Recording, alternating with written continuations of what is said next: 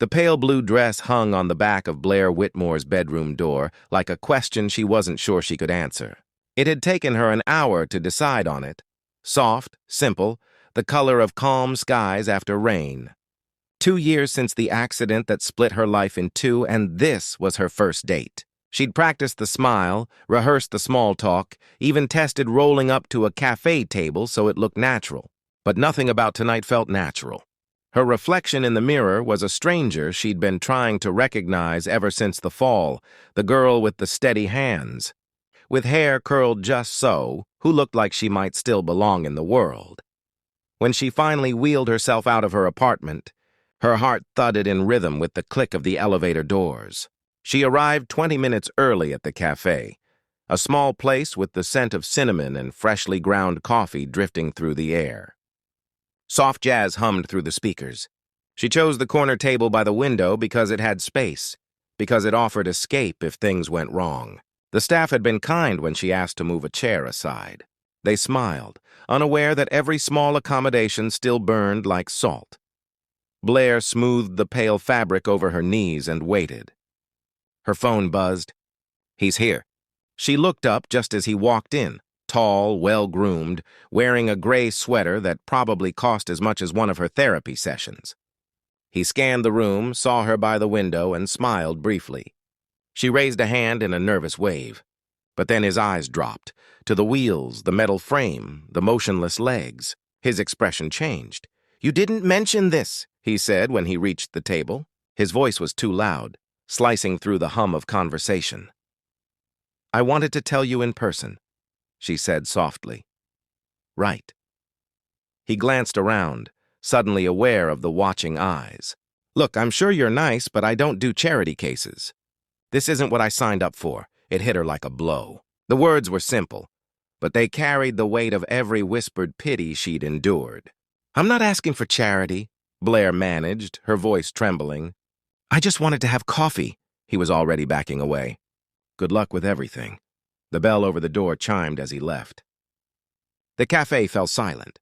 No one looked directly at her, but everyone saw. Blair stared at the empty chair she'd made space for and felt the humiliation settle like lead in her stomach. Her hands tightened on the armrests. She wouldn't cry, not here.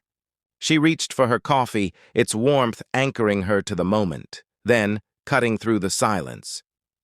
"Daddy, why is that lady sad?" Blair looked up. A small girl with dark curls stood a few feet away, wearing a yellow dress sprinkled with daisies and holding a stuffed bunny. Behind her was a man in a tailored suit, his expression startled, then soft. "Rosie," he said gently, "we shouldn't interrupt people." "But she looks sad," the girl insisted. That man was mean to her. "I saw." Blair's throat tightened. "I'm okay, sweetheart," she said, forcing a smile. "You don't look okay," Rosie said seriously. "You look like you're trying not to cry." The man stepped closer, resting a hand on his daughter's shoulder.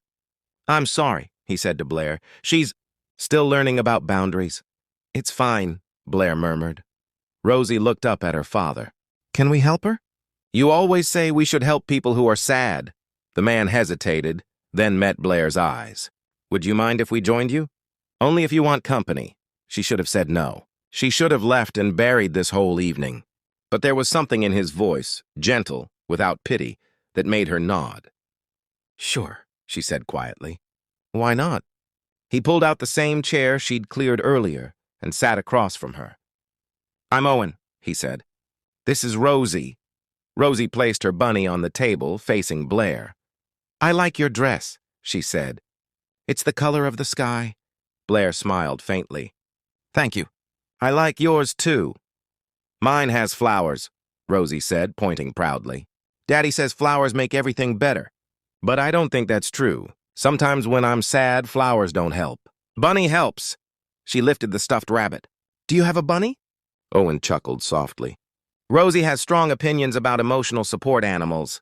Blair's laughter slipped out before she could stop it. It was small but real. "I don't have a bunny," she said.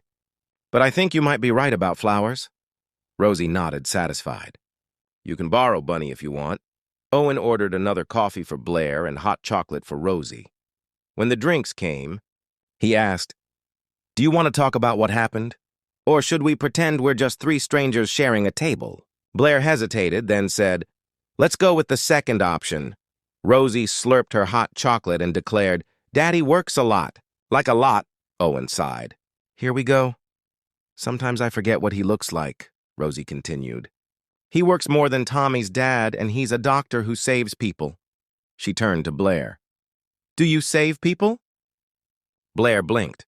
Not lately, she said softly. Rosie frowned in thought.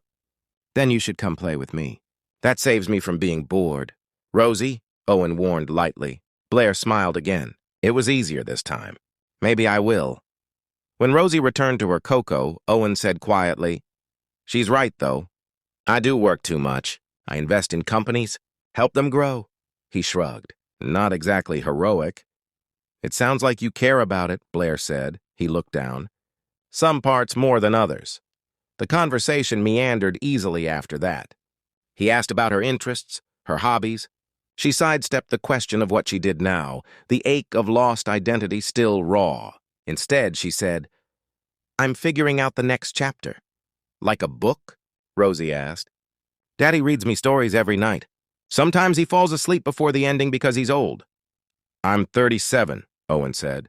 Practically ancient. Blair laughed, and for the first time in 2 years, it didn't hurt.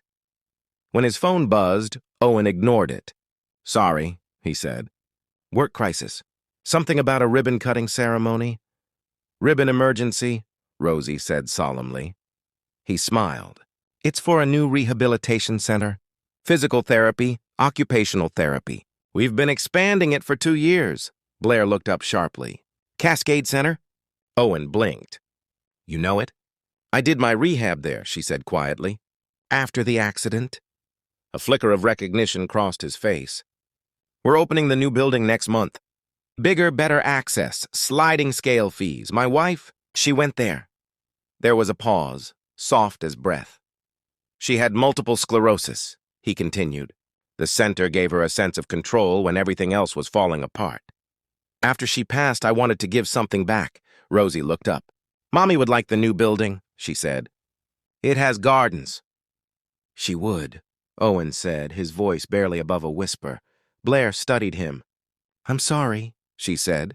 He nodded his thanks. Rosie pushed her napkin toward Blair. I drew you, she said. You're in your chair, but you have wings. Because chairs can fly if you want them to. Blair stared at the drawing, simple crayon lines, purple wings wide and bright, and felt tears prick her eyes. It's beautiful, she said. Thank you.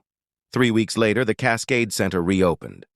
Blair hadn't planned to go, but something about Rosie's drawing, now pinned to her fridge, made her change her mind.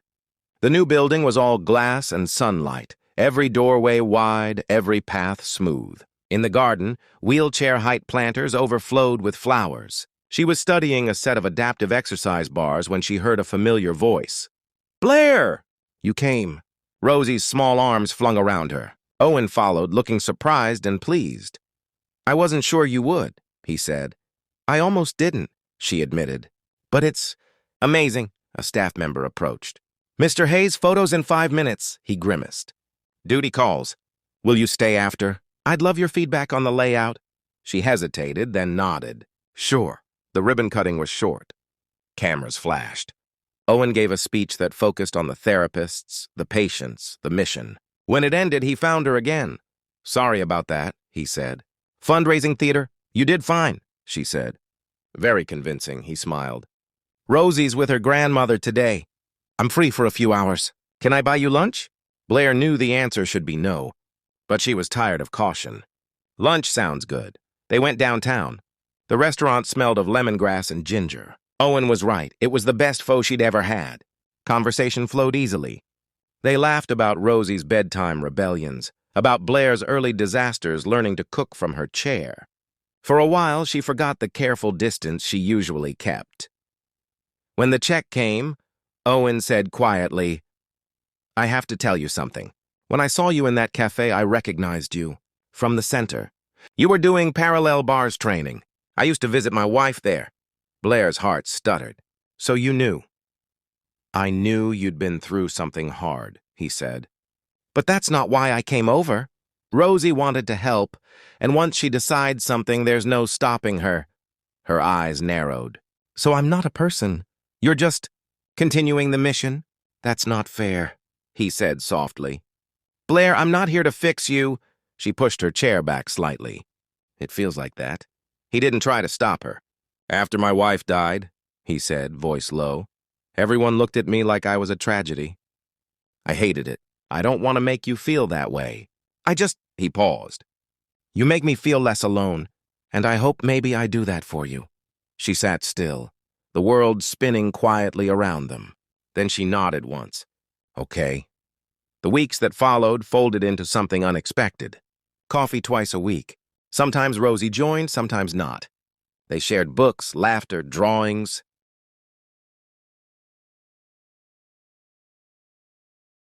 Blair began sketching again, women in wheelchairs soaring through skies, swimming with mermaids, dancing across clouds.